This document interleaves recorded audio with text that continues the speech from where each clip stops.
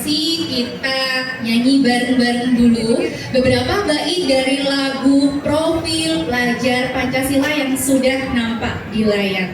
Kita nyanyi dengan penuh semangat, kalau bisa sampai gedungnya nih goyang-goyang. Kita mulai. Masa berganti. Bisa berdiri kan? Tantangan kan kita hadapi, bergandeng tangan untuk negeri, era kita menanti berseri. Terima kasih Bapak Ibu, disilakan duduk kembali. Kurang bagaimana nih? Tapi tadi pesan dari Ibu Bapak PP, jangan lama-lama, 15 sampai 20 menit. Sebetulnya mau satu lagu saya ya, tapi katanya jangan lama-lama, jadinya tak potong. Jadi itu aja. Apa deh, nanti nyanyi bareng-bareng pas sudah selesai. Gitu. Sekarang minta tolong ketika saya bilang JGP, Bapak Ibu bilang siap, siap, siap. JGP, hebat, hebat, hebat. Oke. JGP. Siap, siap, siap. Hebat, hebat, hebat. Masya Allah, semangat banget, terima kasih.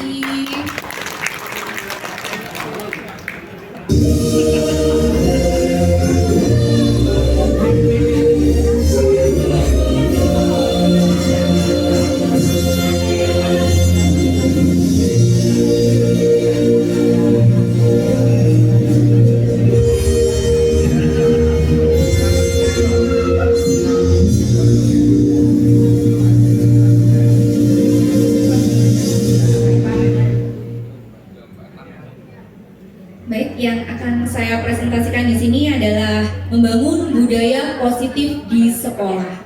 Sebelumnya, tak kenal maka tak sayang, meskipun tadi Bu Maini sudah menyebutkan nama saya. Nama saya Ismaini Fajri, saya dari kelas 105B dengan fasilitator Ibu Eni Rusmiati MPD dan pengajar praktik Bapak Arif Samsul Hadi MPD. Nah, di sini ketika saya mengikuti guru penggerak, banyak sekali yang saya peroleh. Di sini saya mengambil modul 1.4 yaitu tentang budaya positif. Di sini saya mempelajari dan jadi memahami bahwa faktor utama terciptanya budaya positif adalah disiplin positif. Dan disiplin positif ini dapat terbentuk jika muncul motivasi dari diri sendiri. Kemudian ada teori motivasi perilaku manusia, ada yang eksternal sama internal. Kalau eksternal itu untuk menghindari ketidaknyamanan atau hukuman, kemudian yang selanjutnya adalah untuk mendapatkan imbalan. Kemudian motivasi internal adalah untuk menghargai diri sendiri. Nah, inilah yang akan kita tumbuhkan pada peserta didik agar tujuan disiplin positif terwujud. Selanjutnya yaitu penghargaan. Ini materi yang cukup membuat saya bengong sebetulnya. Selama ini saya pikir penghargaan itu wah pasti baik. Penghargaan pasti baik jika diberikan pada murid. Ternyata dihukum oleh penghargaan.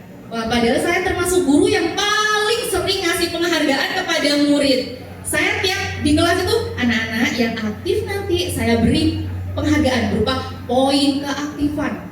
Maksud saya supaya anak-anak ketika saya ngasih pertanyaan rebutan jawab. Ternyata itu kurang tepat Bapak Ibu. Kenapa? Karena penghargaan itu dapat mematikan kreativitas. Penghargaan itu dapat merusak hubungan. Penghargaan itu dapat menurunkan kualitas. Dan penghargaan itu dapat mengurangi motivasi intrinsik. Padahal supaya terwujud disiplin positif, budaya positif harus menumbuhkan motivasi intrinsik pada siswa.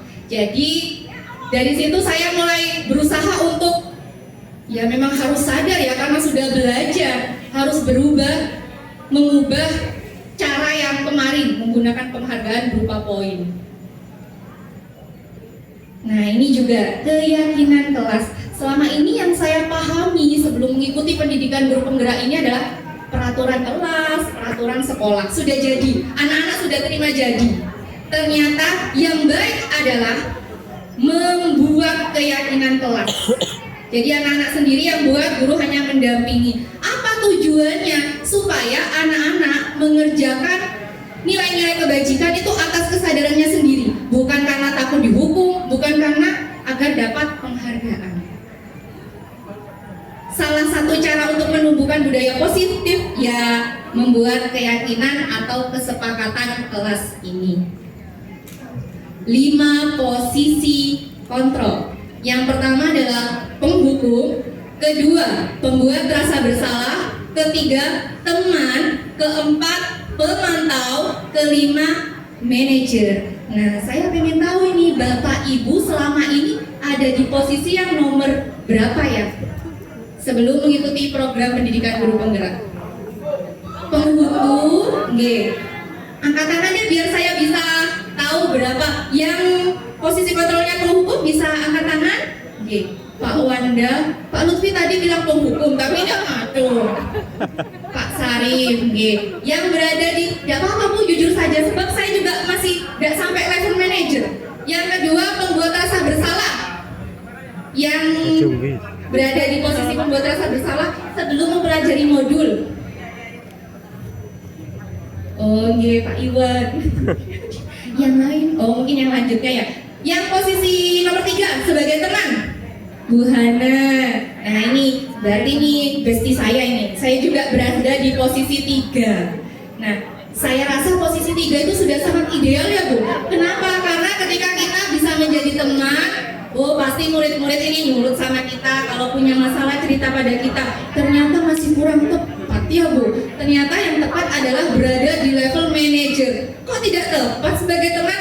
Karena itu dapat menimbulkan ketergantungan pada murid.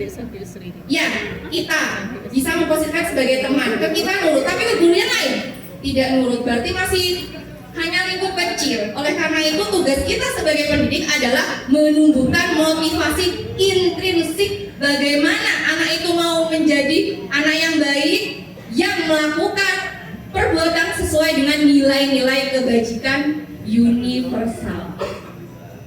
Kebutuhan dasar manusia. Nah, sebagai pendidik juga penting sekali mengetahui 5 kebutuhan dasar ini. Agar ketika anak-anak melakukan kesalahan, kita paham ini melakukan kesalahan kebutuhan apa yang tidak terpenuhi. Kebutuhan dasar manusia ada 5. Yang pertama bertahan hidup, cinta dan kasih sayang, kebebasan, kesenangan dan penguasaan. Restitusi. Biasanya kalau anak-anak ada yang berbuat kesalahan, kita hukum apa kita diamkan saja? Dihukum ya, dihukum biar ada efek jera. Nah, ternyata itu juga kurang tepat. Yang betul adalah sebagai guru melakukan restitusi, yaitu proses menciptakan kondisi bagi murid untuk memperbaiki kesalahan mereka sehingga mereka bisa kembali pada kelompok mereka dengan karakter yang lebih kuat. Jadi penekanannya adalah bukan pada bagaimana mereka berperilaku menyenangkan atau menghindari ketidaknyamanan, namun tujuannya adalah menjadi orang yang menghargai nilai-nilai kebajikan yang mereka percayai. Ada 3 tahapan yang disebut dengan segitiga restitusi. Yang pertama yaitu menstabilkan identitas, kedua validasi kebutuhan, yang ketiga menanyakan keyakinan. Nah, selama ini Bapak Ibu sudah pernah melakukan segitiga restitusi? Sudah, alhamdulillah. Setelah saya melakukan pembelajaran di modul 1.4 ini, saya melakukan diseminasi budaya positif. Karena budaya positif dapat terbangun jika ada kolaborasi antar seluruh warga sekolah. Dan saya melakukan diseminasi di 2 sekolah. Yang pertama yaitu di SMP Negeri 1 Gading. Berikut adalah refleksi dari peserta saat mengikuti diseminasi. Jadi di akhir saya minta refleksi teman sejawat.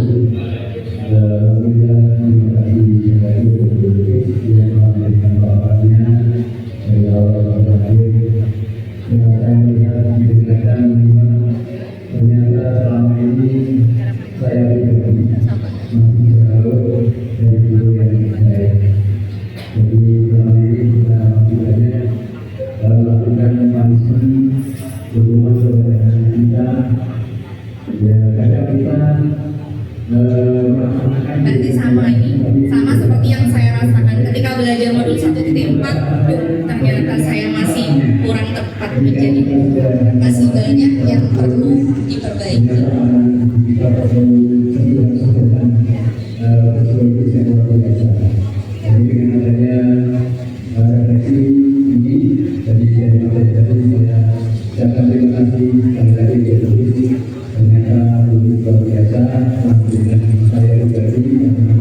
Biar lebih cepat saya kasih.